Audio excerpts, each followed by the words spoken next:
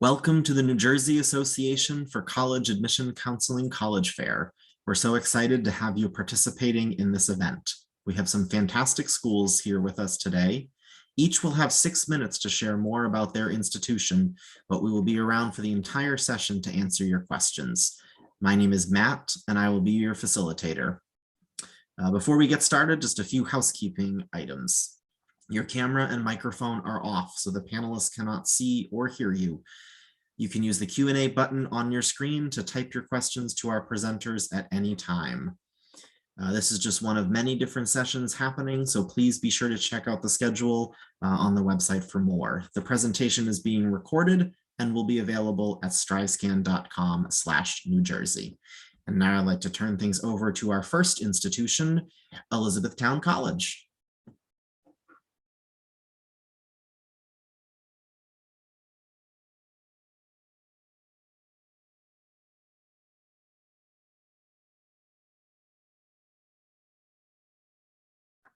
You're muted, Carrie. Carrie, you're on mute.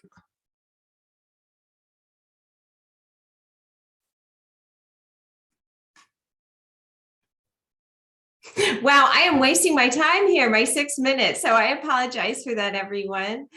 Just a moment. Okay, I'm Carrie Borman from Elizabethtown College, and I'm so excited to be talking to you today about our school, which is a small private institution in central Pennsylvania in the South. And I'm sorry I'm having a hard time bringing up my presentation now. I'm not sure why. Oh, my word.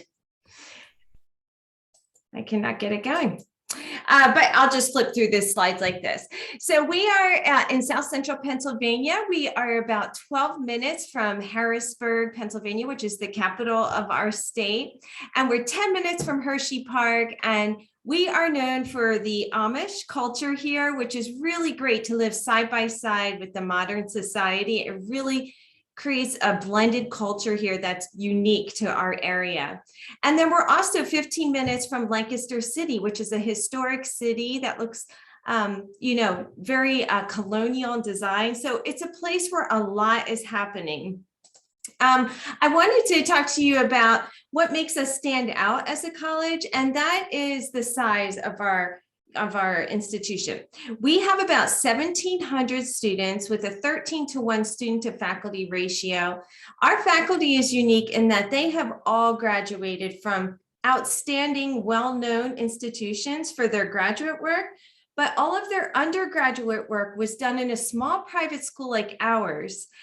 So we'll have students from, professors from Yale and Stanford and all of these big names, but they all come back to teach in an environment like this because they love that relationship with students. So you get a top-notch quality education in a small, personable school. We have a lot of majors offered here at Elizabethtown College. And of course, today we're talking about the arts and humanities.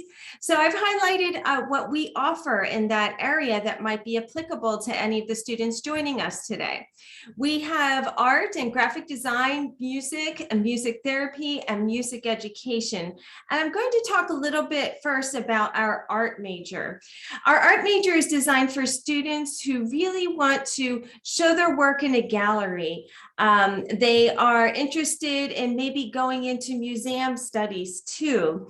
They also might have an eye toward architecture, and I'll tell you about how we help our students round out their education for those types of professions. We also have graphic design at our school, which is a wonderful way to, learn how to create print materials, web materials, learn how to manage assets that are online, and really prepare you for the business world. So first, before I go on, I want to talk again about the minors that we offer in our art major. We have three minors available. Graphic design, of course, which we talked about, but architectural studies. We have a unique program that really focuses on interior design and also urban architecture and how to kind of help create green spaces for others. We have arts administration, which also helps you go into business areas and maybe work in galleries and performing arts centers. Next, I want to move over to music. I just want to point out that we offer music therapy at Elizabethtown College, which is very unique to our school, and music education, which we make sure that you have 200 hours of classroom experience before you start your student teaching. And I think that really makes us stand out in our school too. Of course, we are Division III. We have 24 sports teams for you to join. So if you're interested in that, that's great. We have lots of clubs and organizations for you to join as well to help build your social schedule while you're on campus. And the center of our campus is our 82,000 square foot fitness center, which also offers free counseling services, unlimited yoga, spin, a field house, a demonstration kitchen. It really is a place that the students like to hang out. If you're interested in applying to Elizabethtown College, our application is free and we are test optional. So we really make it easy for you to consider Elizabethtown College. And I really want to bring up, if you are interested in learning about scholarships at our school, it's very straightforward. You just send us your GPA and I can let you know what your merit scholarship is. So just send me a chat or a follow-up email after this, and I'd be happy to tell you how much you would earn. One thing I want to point out is you'll see at the bottom of this list that for music, there's an audition required. So as you're applying for these types of programs at any school, keep in mind of the deadlines for the audition so that you just, make sure that you meet other requirements you need to meet. You can visit us at Elizabethtown College anytime and anywhere. We are virtual. We're out at college fairs and high schools. We have open houses. We're open Monday through Saturday, and we have overnight programs. So anything you want to do to come check us out, we're available. I should say, if you want us to visit your high school, again, please send me a chat or send us an email. And I have my contact information here. We would love to visit your high school anytime. And there is my phone number if you'd like to call me and ask any questions. Thank you. Thank you, Carrie. Up next is SUNY Cortland. Hey, good evening. I am Shannon Wing from SUNY Cortland. Give me a second here while I share my screen. Thanks for joining us tonight. I really appreciate that. SUNY stands for State University of New York, for anybody that doesn't know. We are the largest, most comprehensive university system that the nation has. Okay, so welcome to SUNY Cortland virtually. I'm Shannon Wing. Here's my contact information and then the phone number for the office. You can email anytime. I work with every student that's not from New York State. So as you can see, if you don't already know, we are about 30 minutes south of Syracuse, about 40 minutes north of Binghamton. We're about 20 minutes east of Ithaca. So we are a Division III athletics program. And Ithaca College is one of our biggest rivals for athletics. We send a lot of vet students to Cornell when they're finished at SUNY Cortland. Some of them will transfer in. If you're an outdoorsy person, Ithaca is a great place to just kind of go and explore, hiking, kayaking, cliff jumping, which the students tell me about that I probably shouldn't know. But we are we're just in the southern tier, so kind of centrally located a little bit in New York State. When I cover New Jersey, it's probably going to be about 4-hour drive to Philly from SUNY Cortland or maybe the Syracuse area. And then it's usually takes me about 3.5-4 hours to get to the Edison area. I think that's Middlesex County. Anyway, we do have students from 34 states and 47 countries, and part of our diversity mission on campus is geographical diversity. So students just like you that are not from New York State. We do have just under 7,000 total students on campus. We have about 6,300 undergraduates, and we have a really niche musical theater program. So there's about 3 performing and visual arts programs I'm going to tell you about. We do have anywhere typically in a regular admission season, about 12,000 applicants. We accept a little less than half of those students, and we usually have a solid class of at least 1,200 coming in every fall for freshmen. I also like to point out that every class at SUNY Cortland is taught by an actual professor. So when you're doing visits and you're looking at schools, although we do have teaching assistants, Every class is taught by a professor, and I think that's important to ask. And so musical theater, we have art history, and art studio, which is your basic studio art. And then we also have graphics design and digital media. So you can do that bachelor's of arts or a BFA in musical theater. Every musical theater major you have to have an audition for, and I'll have some information about that at the end. For any of the art history programs, you can do the bachelor's of arts, the bachelor's of fine arts. There is a portfolio required for the BFA program for art. And then it's just a regular bachelor's of arts for graphics design and digital media. And there is no portfolio required for that program. So as far as incoming freshman criteria is concerned, we're students in high school. We're really looking for 4 years of English and social studies on your transcript. We're looking for anywhere from 3 to 4 years of math, science, and foreign language.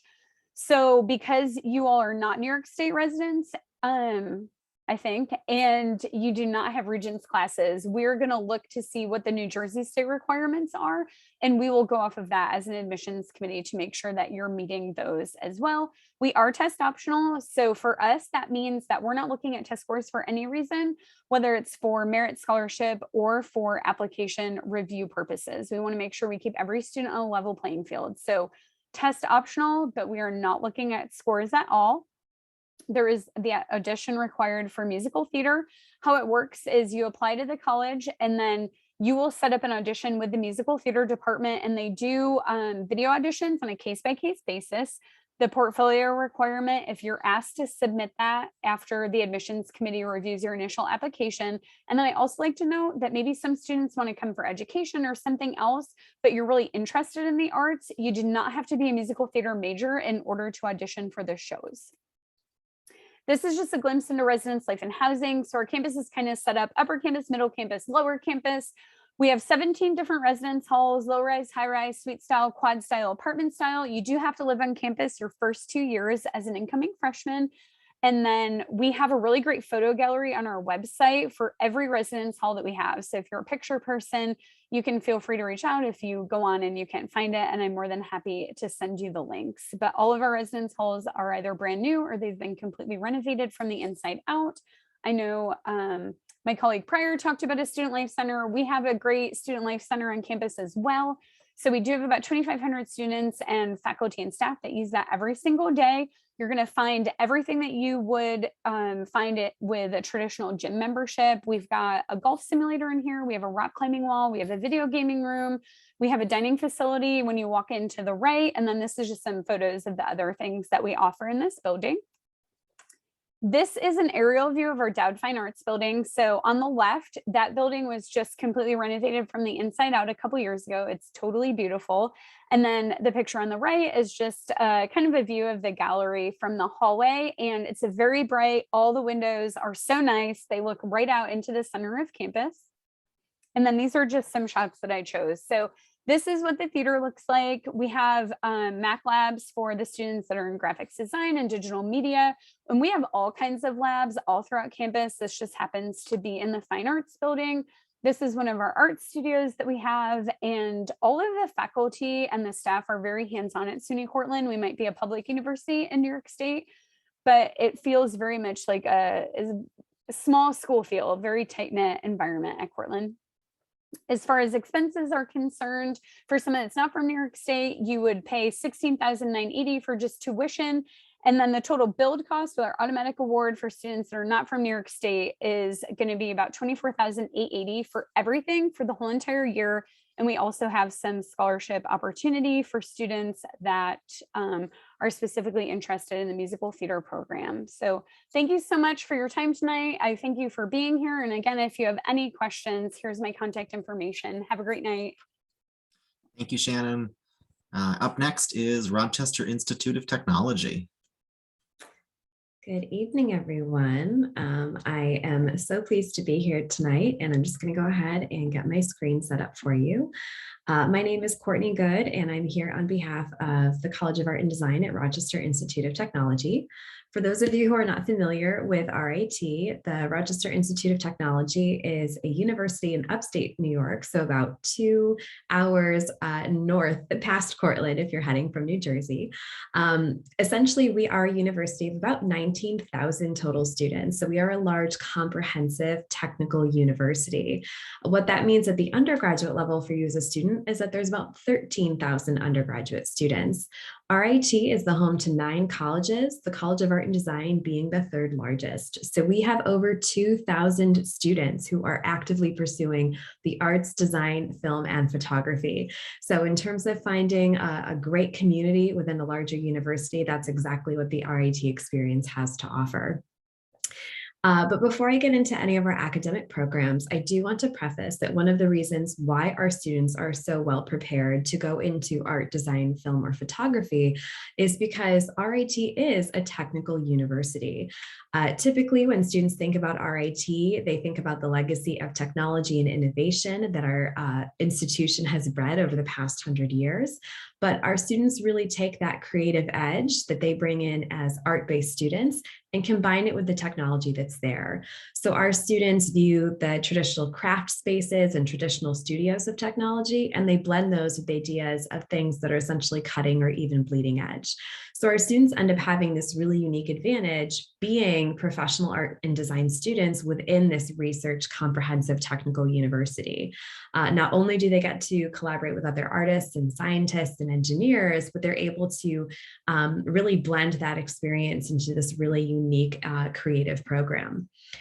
So ultimately, we do have 12 undergraduate BFA and BS programs for art, design, film, and photo-related students. And you'll see those right here on your screen. We do have 12 academic degree programs hosted in these 4 schools. And these really offer interdisciplinary, specialized, and applications-based learning for students to get real experience in their fields. Everything that you see on the screen with a red circle is a program that requires a portfolio. I'll go over those requirements momentarily. Anything with a little diamond shape next to it is actually very unique and is a Bachelor of Science degree housed within our College of Art and Design. So you may be a little confused as to what that means, but being a technical university, we are as passionate about the arts as we are about the technology that supports the arts. So these 2 programs, Motion Picture Science and Photographic Sciences, are lens-based technical programs. These students essentially are learning the engineering behind what makes cameras and what makes photos. So they have an appreciation for the art itself while creating the technical equipment that these students end up using in the real world. We also have accelerated programs for students interested in industrial or interior design. We encourage students to pursue our 4+2 pathway. So students can actually graduate in 6 years, having completed a Bachelor of Fine Arts degree as well as a Master's of Architecture degree. For students who aren't sure of what you want to study or you're overwhelmed with options, please do not worry. We have exploration pathways, which are essentially fields where students can be undeclared, kind of take and test classes in these different areas before they really feel comfortable choosing a pathway. All of our programs are based on a 4-year degree program with opportunities for experiential learning. In tandem with your degree, you'll be exposed to exploring all other parts of an RIT education. Being one of the oldest and largest cooperative universities in the world, we are thrilled to be able to offer you real work experience, internship, and study abroad all during that 4-year timeline. Every single one of our art programs has a guaranteed semester where you're capable of studying abroad or pursuing a full-time internship for credit towards your degree. So given those opportunities, our students can spend time in Denmark, England, France, Germany, even Italy. RIT itself also has global locations in Croatia, Kosovo, Dubai, and China. So it's a really great chance to become globally connected and kind of learn more about the world around you. Ultimately, our students are incredibly successful in the work that they're doing.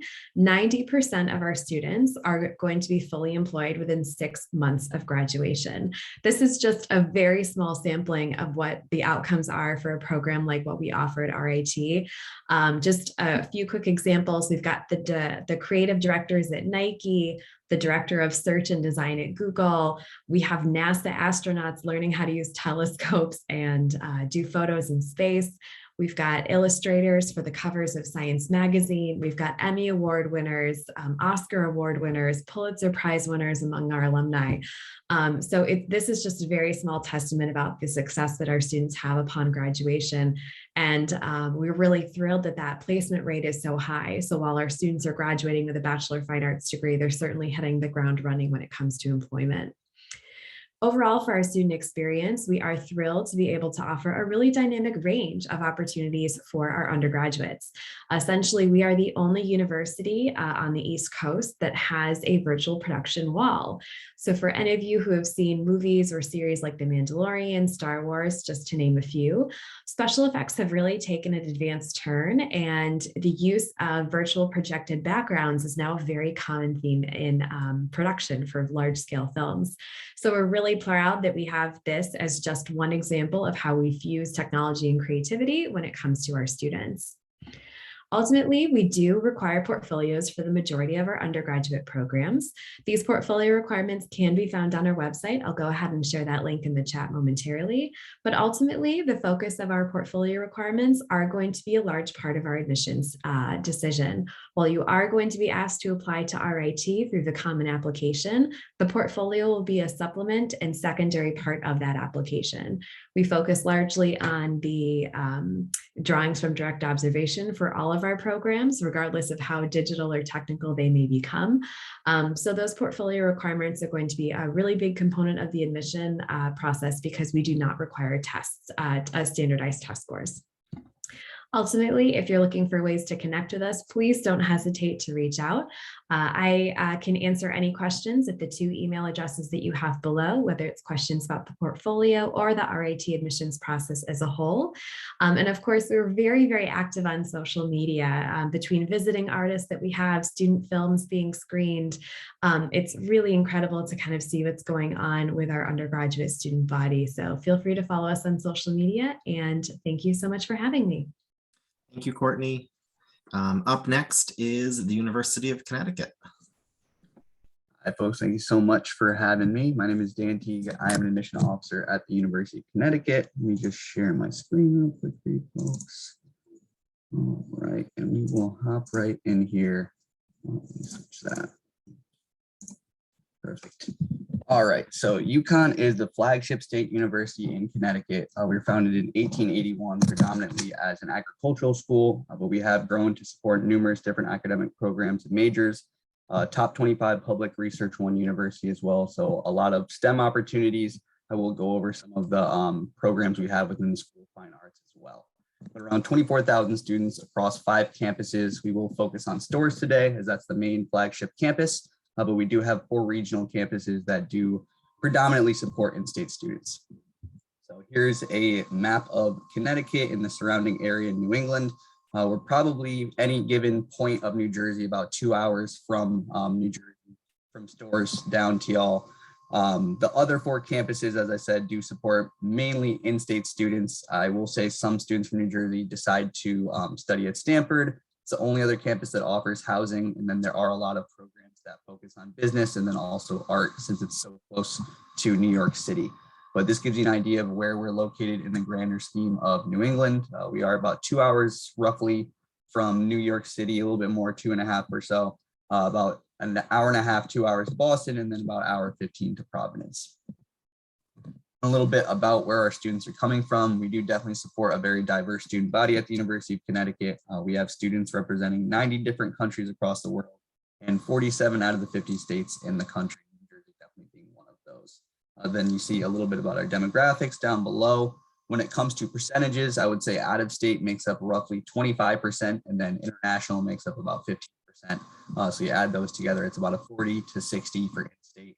I will say those 4 regional campuses do definitely skew that number. So if you're going to study at the Storrs campus, you will meet students from virtually at any point, any place in the world. And a little bit about, activities and things like that. We do have a lot of different offerings besides academics at the university. So 700 companies actively recruit our students each year. They do that at spring career fairs in the fall and spring, rather. So a lot of times those will lead to opportunities for internships or jobs. Community service is definitely a huge thing. While not required, a lot of students definitely do take part in it. And then 135 plus study abroad experiences and opportunities ranging from week-long opportunities to semester or year-long experiences. A little bit about athletics and more about student life. I know most folks or many folks, I should say, come to know the University of Connecticut through our athletics. We are a Division I NCAA athletic program. Our men's and women's basketball team are definitely in high visibility. The women's team is a perennial powerhouse. Unfortunately, lost in the championship of the NCAA tournament this year. The men actually lost in the first round, but a lot of pride goes around our athletic programs. We do have a ton of opportunities for students to get involved in club sports as well. 700 plus organizations and clubs run by students, and then also intramural sports. 6 cultural centers across campus. And then when it comes to housing, we do have 100 plus residence halls on campus. We do have something called living and learning communities that are basically for first and second year students to basically live in a cohort setting where they're living with students that are in the same academic programs. Past that, we do have 8 resident dining halls on campus. And then a fun fact, we do make our own ice cream on campus at the university. And we do serve that at all of our resident dining halls, and then also actually in a UConn Dairy Bar, a fully running business on campus. And a little bit about academics. So we do have 115 plus majors, 320 plus minors across 10 schools and colleges. Within the School of Fine Arts specifically, we do have programs, 11 different degree programs. I'll list them off real quick just for you folks. We do have art, theater studies, acting, design, and technical theater, puppetry, which we're actually one of the only schools that offer puppetry in New England, art history, music, and then performing, and then also music history, jazz studies, things along those lines, digital media design, and then also digital media design animation.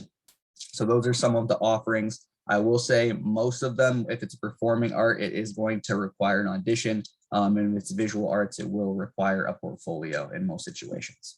All right. And then a little bit about our student to faculty ratio, 16:1. Our average class size is going to be 25 to 30. I will say there will be some courses your first semester or first year that may be a larger lecture hall, but as you get into your major core courses, it will be probably 25 to 30, if not smaller than that. We have at the Storrs campus specifically about 14,000 students up to that live on campus, and then studying there, it's about 17 to 18,000. This is a little bit about selective programming. I will say School of Fine Arts is definitely competitive to be admitted to. Each of those 4 on the right are direct entry schools. For engineering and nursing, we do require chemistry and physics. Nursing, we actually just require chemistry now.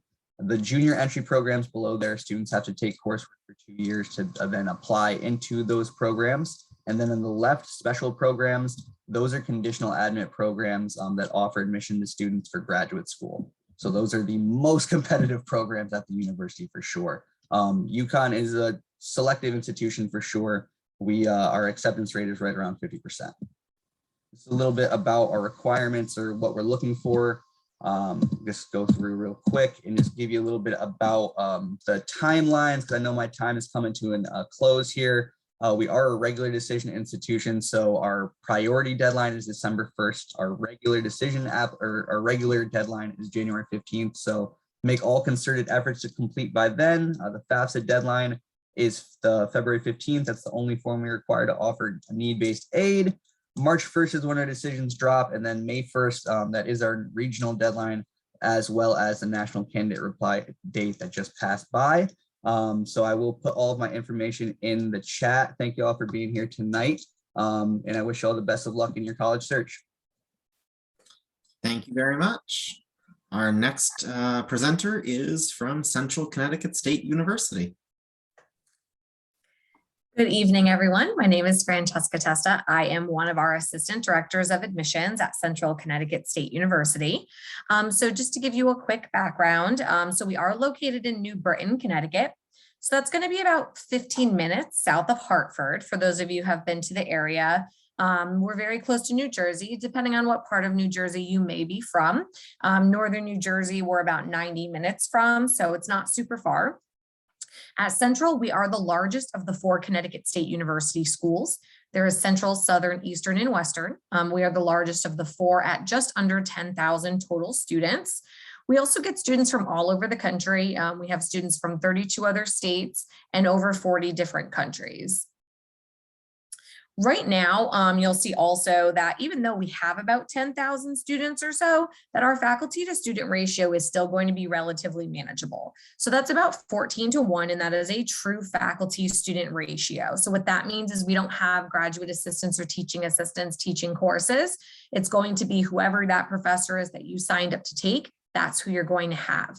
We really want to build that rapport with our students and kind of bring it from an individualized experience. Our average class size is about 25. Of course, that will change a little bit depending on what major you're in, but overall, you're looking at about 25 students per class. We have just over 100 different academic programs at Central, and we split them into 4 different academic schools. So we have our School of Liberal Arts and Social Sciences, Business, Education and Professional Studies, and the School of Engineering, Science, and Technology. We were originally founded in 1849 as the Teachers College of Connecticut. So education is one of our longest standing programs that we offer at Central. We offer art education and music education, which are both pre-K through 12th programs.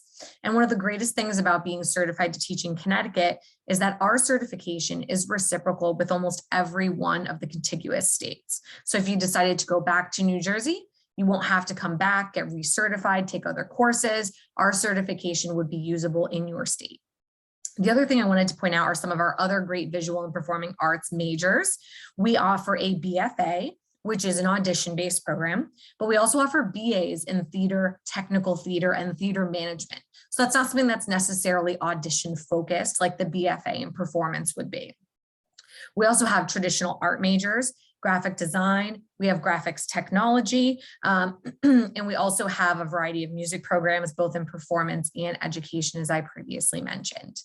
Currently, the only programs that require an audition at Central are going to be any of those music programs, music ed, performance, both vocal and instrumental, and also the BFA program. Our art program does not require a portfolio to get in, but you do need to complete and compile a portfolio to graduate from the program. So right now, just to give you an idea too about what campus life is like, we do have over 150 clubs and activities on campus. We are a Division I institution for sports, but we also have everything from our poetry organizations to program planning boards and student government. So there's a lot for folks to do.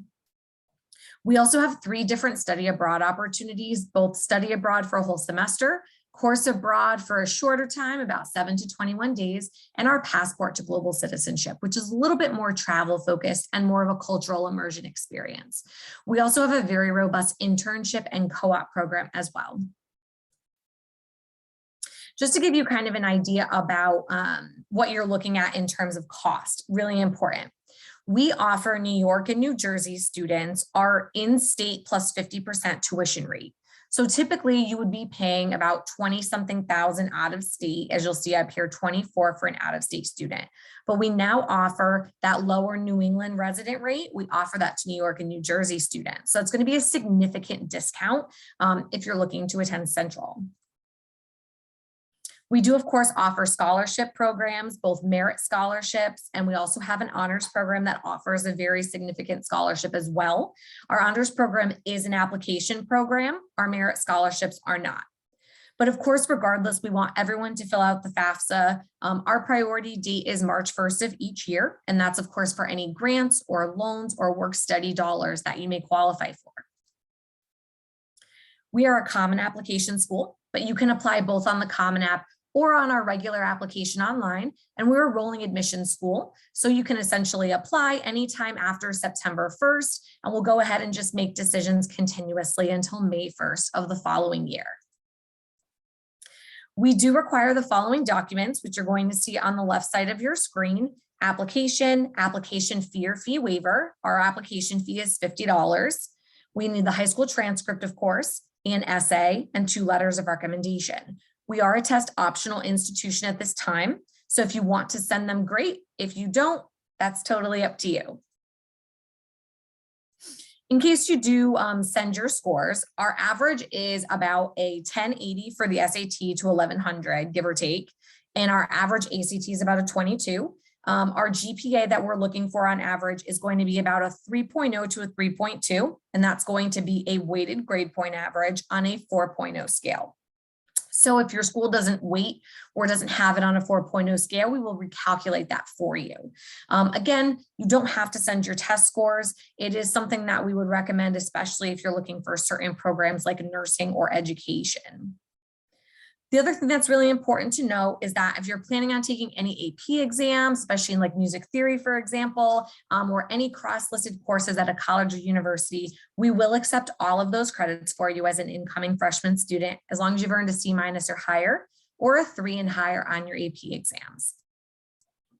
And lastly, I just want to make sure that everyone knows kind of where to find us online, especially if you're interested in coming down for an in-person tour, or if you're interested in taking a virtual tour. We are offering in-person tours from now throughout the rest of the summer and of course next year. So feel free to hop onto our website. We have an interactive calendar where you can schedule any date for an on-campus tour. And I'll put my contact information in the chat for you as well if you have any questions. And thanks so much. Thank you, Francesca. And next up is the University of Maryland.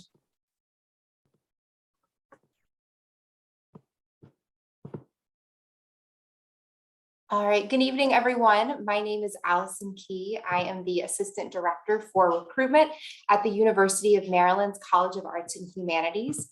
To put into context, the College of Arts and Humanities is one of the university's 12 schools or colleges. The College of Arts and Humanities is the university's home to the visual and performing arts, the fine arts, the liberal arts, as well as our foreign languages. You'll see there across the top some icons. We comprise 14 departments and schools, so specifically 11 academic departments in 3 schools, 31 majors and 37 minors. Those 14 departments there are listed on the left, and I'll specifically highlight the School of Music, which includes our Bachelor of Music, our Bachelor of Arts in Music, and Bachelor of Music Education. You'll also see there the School of Theater, Dance, and Performance Studies, which includes our theater and dance majors. And I'll also highlight that art department as well, which includes our studio art major, as well as immersive media design, which is one of our newest majors in our college. Immersive media design is a space for students to create and code. It's a partnership between one of the university's other colleges, the College of Computer, Mathematical, and Natural Sciences. And it's a space where students are synthesizing art with computer science to develop immersive media. We've talked a lot about student to faculty ratio. And although the university is a large university, a research institution with over 30,000 undergraduates, the College of Arts and Humanities is small with about 2,700 undergraduates, leading to that 8-to-1 student to faculty ratio. Our students have the opportunity to connect with professors, to get to know their classmates, and they have that opportunity to speak up in their classes, and there is that expectation of participation. You're going to get to know students not only from Maryland and across the Northeast, but all over the country, all over the world. Students from all different backgrounds and experiences, and that's something that enhances our student experience. I'll also highlight a couple other academic developments over the past couple years. You'll see that arts leadership minor, which is new as of fall 2019. That's a place for students who are interested in adding art entrepreneurship, art administration, or art activism to their major. And the college itself is quite flexible, like a liberal arts degree. With a liberal arts degree, our students are learning how to think rather than what to think. And regardless of which of our 31 major students choose, they're learning how to think critically and analytically. They're learning how to communicate. They're learning how to collaborate, all of which are important transferable skills for employers. I'll also highlight there the Arts for All initiative, which is a space blending social justice with arts. And so that's an initiative that President Daryl Pines in his first year last year started. And so one of our speakers recently for the Arts for All initiative was Vijay Gupta, who was one of the youngest members of the Los Angeles Philharmonic Orchestra. And through his platform there, he developed a nonprofit called Street Symphony, which takes music to disenfranchised groups across the country and helps give them that opportunity to study music. Our students are also learning how to be world wise and get world ready. Our curriculum remains flexible. Our faculty members are engaged in that process as well, and making sure that students are getting the most cutting edge educational experience. And our students have the ability to apply what they're learning within the classroom, outside of the walls of the classroom. It takes 120 credits to graduate, and so about a third of those classes are general education classes, a third of those are major classes, and a third of those are elective classes. Electives allow our students to double major or minor or pursue a certificate, which is like a minor on steroids. And our students have that opportunity to really personalize their academic experience. They'll meet with 2 advisors throughout their time. Each year, they'll have their college level advisor at the College of Arts and Humanities, but also a major advisor as well, to make sure that students are well along the way to earn that degree within 4 years. In addition to majoring, minoring, and pursuing a certificate, our students have the opportunity to pursue an internship or perhaps study abroad. And we have excellent education abroad opportunities, not only within the College of Arts and Humanities, but at the university level as well. Our students also have the ability to immerse themselves in learning in those living learning programs, a number of which will take students around the city. Our university is located in College Park, Maryland, in Prince George's County, just outside the nation's capital in Washington, D.C., only a few stops on the metro. And so Washington, D.C. often becomes a playground for our students to continue to learn and grow. Our University Career Center has two career advisors dedicated to the College of Arts and Humanities. So really there to focus on students pursuing the liberal arts. And so there are a number of opportunities for our students to intern. Over 70% of our students will graduate with an internship by the time that they graduate. The University Career Center will have career panels and networking opportunities. They do host a visual and performing arts fair each year. And our students will intern in places like the Kennedy Center you see there in the bottom right, or the Smithsonian, in addition to just exploring those on their own. Once again, I think that our location there is an asset. Our college offers a number of scholarships for students. I'll highlight one there at the top, the Creative and Performing Arts Scholarship. And so that's based on auditions for our School of Music, as well as our School of Theater, Dance, and Performance Studies students. And for students who are interested in a Kappa Scholarship, the acronym there for art, they can submit a portfolio as well. And if you're interested, we also have some other merit scholarships available for students as well. And so with that liberal arts degree, our students have a number of different opportunities available to them, whether that's going on in the professional world or a graduate school. 92% of our students in the midst of the pandemic had a job or school opportunity arranged within 6 months. And we attribute that to the flexibility of a liberal arts degree. At the University of Maryland, you will want to apply early. That's when all the spots are available in the class. And that's when all the merit aid is available as well. So if you're looking to enroll in the fall as a freshman, you definitely want to apply by November 1st.